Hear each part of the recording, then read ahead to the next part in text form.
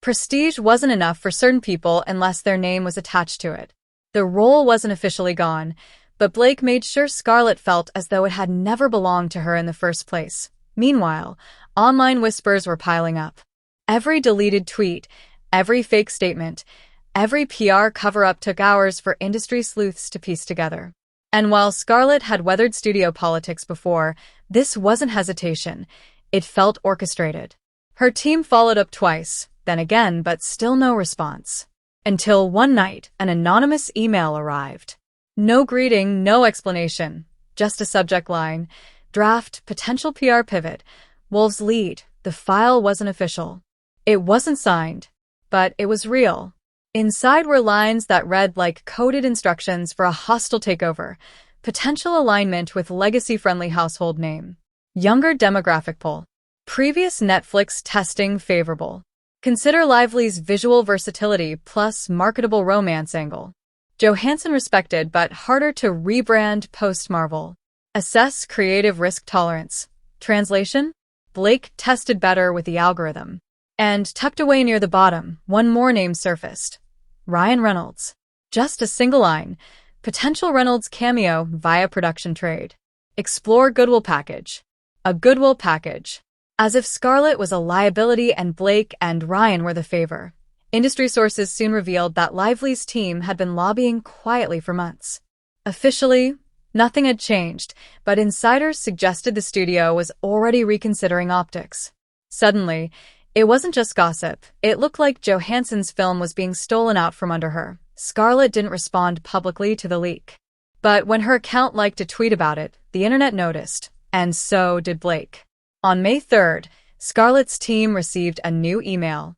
It wasn't a casting update or a script revision. It was a vague calendar invite. Internal brand strategy alignment. Wolves time, 11:15 a.m. location. Confidential. Attendees, not listed. Scarlett's name was absent. Her manager flagged it immediately. Shouldn't you be in this? Scarlett, calm as ever, replied, if I'm not, then someone else is.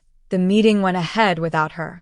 Soon after, her assistant got a message from another assistant. 2 degrees of separation. Whisper network rules. The text was short. They're discussing optics. Your name's not on the dock anymore, but hers is. Initials. B. That's when it hit. This wasn't hesitation. It was a swap. Blake wasn't circling the role. She was already being positioned as the new face of Wolves. Adding fuel to the fire, Ryan Reynolds conveniently followed a Netflix casting executive on Instagram the night before. Sources claimed Blake's team had even requested rewrites to tailor the film to her strengths, shaping it into more of a glossy mystery thriller. Imagine auditioning for a role only to discover someone else had already started customizing it. Multiple insiders confirmed Johansson's exclusion from branding discussions was no accident. It was deliberate. Strategic. She wasn't just losing a role, she was being erased from it before the press ever knew. But someone in the room made a mistake. Scarlett didn't storm into a boardroom or start subtweeting. She didn't need to. An ally did it for her, without even meaning to. Her assistant's friend, who often recorded meetings for note-taking, happened to hit record during that internal brand strategy session. An 11-minute clip, passed along by airdrop from a Soho House bathroom stall, landed in Scarlett's hands. The first half-minute was boring enough. Buzzwords about dual demographic positioning and international appeal. But then came the line, a clipped, polished female voice, cold and matter-of-fact. If we frame this right, no one will even notice Johansson was attached in the first place. That moment, everything became clear. Scarlett Johansson wasn't just being nudged aside. She was being rewritten out of her own movie before it was even announced. Scarlett Johansson's quiet disappearance from Wolves wasn't an accident. It was engineered. The audio clip she received proved it. A female executive coolly stated, if we frame this right, no one will even notice Scarlett's missing. The story becomes Blake's bold return, not Johansson's quiet exit. Then came a male voice, laughing, dismissive. She's Marvel. This is art house noir. We can say it's a creative pivot. Finally, a calm, recognizable voice, Ryan Reynolds added. Scarlett's a professional. She'll understand the direction shift. Johansson didn't flinch when she heard it. She stared at the screen, then forwarded the file to one person, and Hathaway. Soon after, rumors bubbled online. Crew members claimed Scarlett's name had been on Wolves' production materials just weeks earlier, but now it was as if she never existed. Scarlett had the audio and the motive, but instead of leaking it, she played it smarter. She knew Blake Lively couldn't resist a spotlight that didn't belong to her. When Vogue announced its Hollywood Future Makers issue, highlighting women redefining the industry with vision and reinvention, Blake demanded a slot. What she didn't know was that Scarlett had already shot the cover under the theme Silence Before the Storm, Scarlett in shadows, in control, with one pointed quote beneath her name. They tried to move the story without me, but I still own the ending. No drama, no direct call-out, but insiders immediately recognized the message. Blake's team had aggressively pitched her for the same cover, offering behind-the-scenes access to Wolves and even floating the idea of Blake directing. Vogue declined politely, then dropped Scarlett's teaser 3 hours later. In one move, Johansson dismantled Blake's attempted PR takeover, leaving Ryan conspicuously absent. Blake stayed silent. Ryan avoided posting, but a Vogue editor leaked a sharp rejection from Blake's pitch call. "We are looking for truth, not rebranding." That sting was just the beginning. While all this was unfolding, Scarlett was also preparing to star in Second Nature, a gritty Apple TV Plus limited series written by a Sundance-winning playwright. The project had been greenlit, the budget secured, and production only weeks away. Then, suddenly, the script vanished from the studio's cloud. Not leaked, not hacked, just gone. Writers panicked, legal teams mobilized, and a forensic trace was run. The source wasn't a hacker at all, but a private review folder sent weeks earlier to Ryan Reynolds' production partner under the guise of confidential consultation. Why? Because Ryan had expressed early interest in adapting the series for Blake. His notes inside the file were telling. Too quiet. Needs more levity. Could be a stronger fit with Blake's brand. Maybe rework the lead into a more likable arc. The audacity was staggering. Scarlett was still officially attached, yet her work was being undermined in real time. The studio avoided direct accusations. Hollywood never names names, but the showrunner dropped a now-deleted Threads post the same day the chaos broke. Funny how silence is a problem until a louder name wants the role. It didn't take long for the speculation to reach tabloids. Within a week, Page 6 published a headline asking, "Did Ryan try to recast Scarlett with Blake in Apple's next prestige hit?" An anonymous producer confessed, "We lost 2 weeks of production over someone else's ambition." The fallout was brutal. Ryan's meddling nearly tanked a project Scarlett had fought to build, and insiders were left fuming at the pattern emerging. Blake's brand, fueled by Ryan's behind-the-scenes maneuvering, didn't just want to share the spotlight. It wanted every lead role in town, even if it meant erasing Scarlett Johansson along the way. The show went forward and Scarlett stayed attached, but when the revised casting announcement dropped, Blake Lively's name appeared in the original consideration credits, and that was no mistake. Still, Scarlett didn't tweet, didn't unfollow, didn't post a moody quote, didn't leak an email. She did something worse.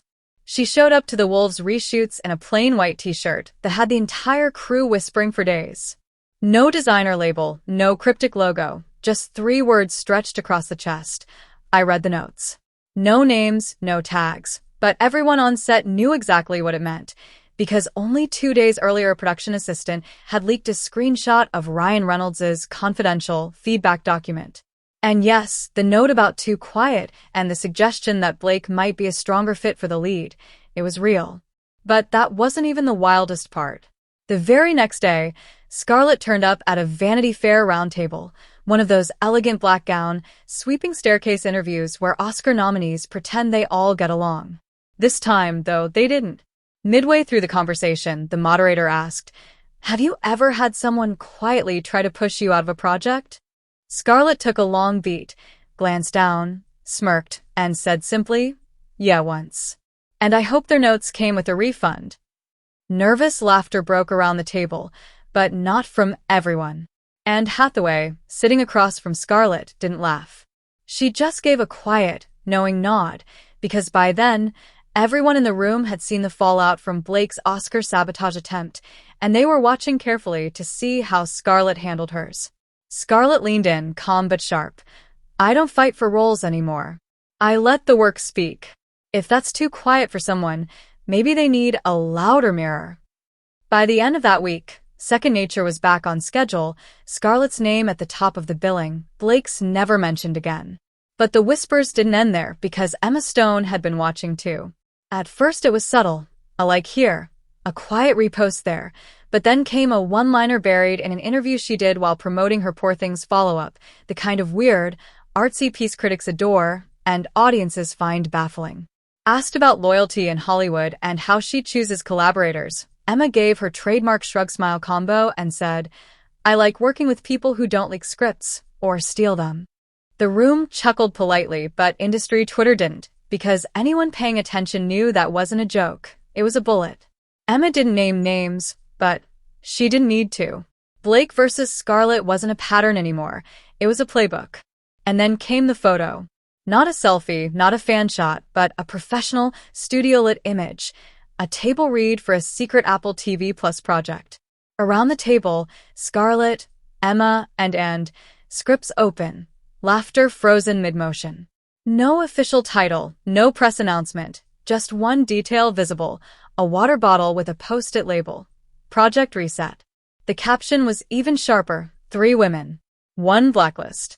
0 patients. Within hours, the image was everywhere.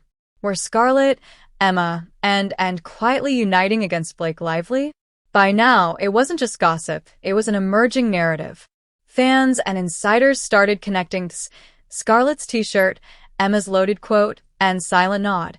Even Reese Witherspoon's pointed side-eye post from earlier in the week. This wasn't a feud anymore. This was a counterstrike. And the cruelest twist for Blake? She wasn't invited. Not to the film, not to the movement, not even to the rumor mill. Hollywood has never played fair, but now it was playing loud. And the woman Blake tried so carefully to erase was suddenly showing up in every room she never wanted her in. What should have been just another branded Zoom call between Ryan Reynolds and a handful of Netflix executives turned into something far more dangerous, because on paper it was only a routine update, discussing Wolves, how the edit was shaping up, whether the streaming rollout would align with a festival push. But halfway through the call, a junior distribution exec, too young, too blunt, and clearly not briefed on the Blake Lively damage control playbook, asked the one question no one else had dared to voice out loud. "So, do we have a plan for the Scarlett thing? Because people think your wife tanked her." The silence was instant, heavy, broken only by a cough before Ryan leaned back in his chair and muttered, "People believe a lot of things." And that was when another executive, older, colder, and far more terrifying, cut in with words that hung over the entire meeting. "The problem isn't what they believe. The problem is who's getting louder and who's going silent. If this gets out of hand, Wolves is going to look like the scandal, not the movie." That moment, an internal Netflix marketing call, dated May 7th, 2025, said everything Ryan didn't want to say, because he couldn't, not with articles already circulating about the mysterious Project Reset, not with fan threads mocking Blake's sudden PR freeze, not with Scarlett's lawyer quietly requesting that her contract be reread for breach implications. Scarlett wasn't just sitting back. She was preparing to act, not loud, not public, but legal and strategic. Whispers rippled across Twitter. Hearing Scarlett's reps are drafting breach language. "You don't hire that firm unless you're serious." The top reply summed up the growing narrative. First and then Emma, now Scarlett. Blake's PR wall is cracking. And as if timed for maximum damage, that same night the first test screening report for Wolves leaked, and it was glowing, but not for Ryan. The write-ups called Scarlett's performance feral, restrained, Oscar-ready, while Ryan's turn was dismissed as simply fine. Ryan stayed offline. No tweets, no stories, no trademark GIF reaction. He said nothing, because when the internet turns, silence isn't strength, it's fear. Ryan had always thought PR was just noise, but now that silence screamed louder than anything he could post. Blake, though, had a plan. She always did. When rumors got too loud, When blacklist chatter stopped sounding like rumor and Scarlett Johansson's name started trending next to sabotage, Blake reached for her oldest trick, a glossy carousel. Not an apology, not a denial, just an Instagram dump of black and white couple shots with Ryan, soft focus smiles, quiet dinners, faux candid stills from Wolves' premiere planning week. The caption was vague and aggressively sweet. Love, art, focus. That's all that matters. Wolves. No Scarlett in the photos, no context, no attempt at real engagement. But what she didn't anticipate was the top comment going viral. Crazy how she's the only wolf in a film that's not about her. The pinned reply twisted the knife further. Imagine getting called out by the genre. By the end of the day, the carousel vanished, quietly pulled without explanation, but by then screenshots had spread everywhere. And then came the knockout blow. A video essay from a small but respected YouTube film breakdown channel that mapped out the Wolves' promotional timeline side by side. March, Scarlett and Ryan announced. April, rumors of tension. May, Blake suddenly credited as an executive consultant on marketing. Then Scarlett erased entirely from promo cycles. The video ended with a brutal line. It's not about whether Blake Lively blacklisted anyone. It's about the fact that every woman near her ends up having to fight to stay visible. That was when the conversation shifted. People stopped debating if Blake did it. They started asking who would be next. Even Blake's own fan base faltered. One comment read, "I love Blake, but even I gotta admit this is giving Regina George with a Pinterest board." Another quipped, "Barbie didn't break her. This might." Scarlett, as always, said nothing. She didn't need to. Because while Blake tried to script her own comeback, the only thing she managed to generate was silence. And in Hollywood, when the silence swallows you, it doesn't mean people don't care. It means they've already decided you're not the hero of the story. You're just the headline.